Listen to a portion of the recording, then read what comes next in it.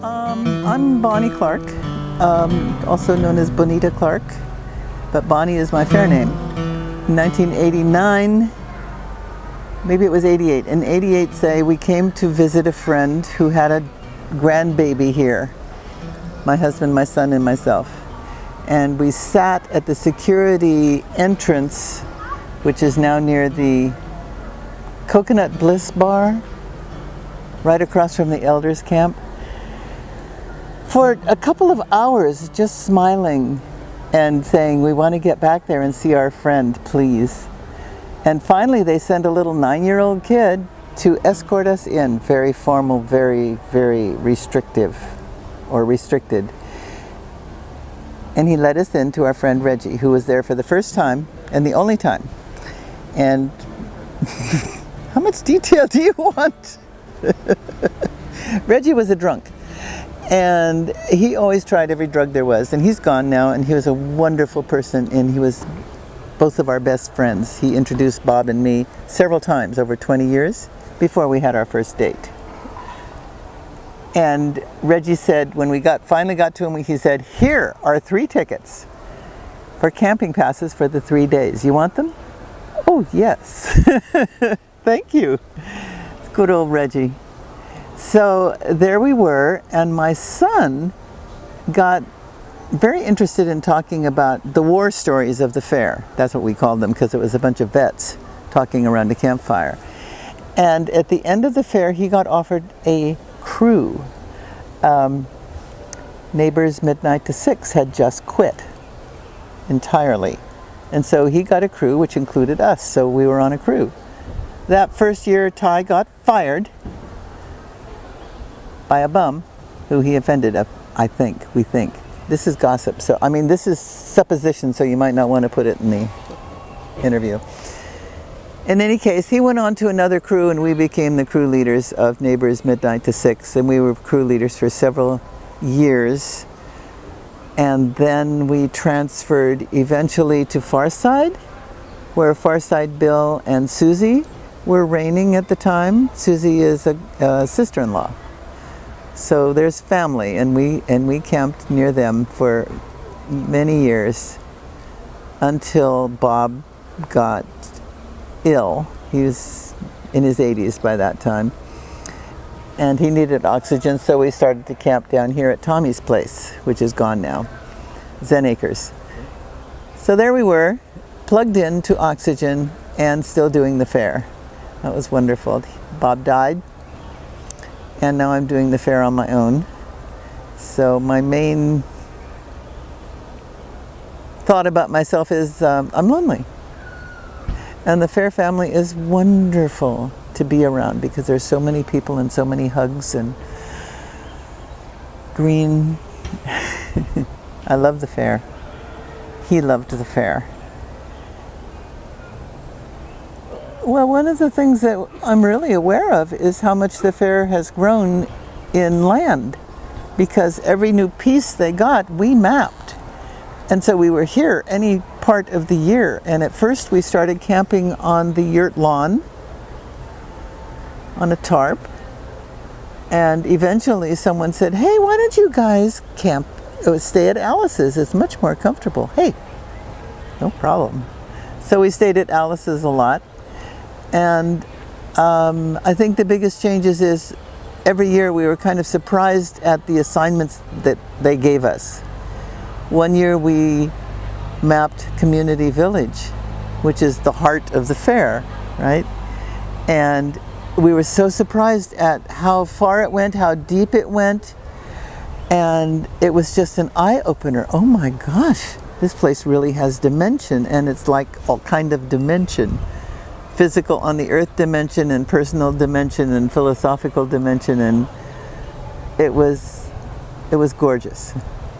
So we stomped around in the woods a lot, and we mapped the roads here in Zen Acres and the hub, and the roads and trails at Alice's, the trail over to the yurt. Farside, we began with Bill Werner saying, could you map Farside? Because we're having some issues out here and we want to know where people are and things like that. So then whoever found out that we could do that, and that's how our job began. So it was something that was just invented. I'm sure other people did it with GPSs, but we were the only people on the ground. And our things started showing up on the maps, which was very gratifying. So I've observed the fair changing in that way. The other thing that I learned is that my circle of friends expands continually to include weddings and births and deaths, and now that I'm involved with the elders and the elder retreats, I see I'm a newbie at the fair. I've worked here for 24 years, or 20, my son says 27, but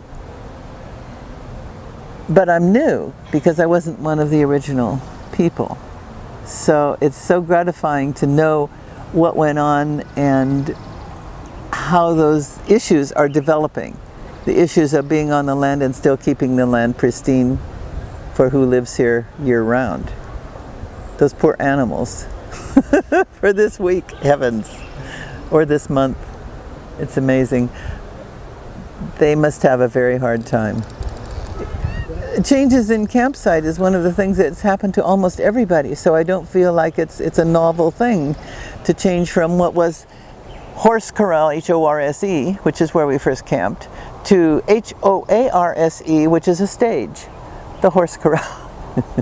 And corral is, I believe, C-H-O-R-A-L instead of C-O-R-R-A-L. Did I spell everything right? But that's where we camped, and then we got pushed over to Dahinda Acres, which was new. And we loved that place, except just above our campsite there was poison oak. So we were quite restricted to a wetter area, which was lovely. We next went to Farside, and all this also had to do with work changes. Farside, which was this wide open space which got occupied so rapidly. And that's still a home for me because there are people, family, friends who are out there. So I've been out there twice, even though I don't walk very well anymore. So that's a heart center of the fair for me. The fair is important because people are doing original thinking here, and because you have speakers like Patch. Adams. What? Adams. Patch Adams, who we heard yesterday, who was just marvelous and right on, and a rebel and a revolutionary, and hooray for him. And he's putting the idea of communists straight, because communism never really existed. It, immediately becomes a dictatorship. And he explained that carefully. And he's probably on stage as we speak, explaining it carefully again today. And I think it's the revolutionaries and the peaceniks and the and the people who think the land is sacred. And I share that view. And I'm not sure we're taking the best possible care of it, and the humanure thing has to be resolved. And we're doing well with plastics. We're not doing well with garbage because there's still a lot of people who are unconscious. And as elders, we're trying to do well with the kids who are coming up. We want them to know what the fair is, and it's not just a jolly party. There's some serious background to it. The music, I love it. The drama, I love it.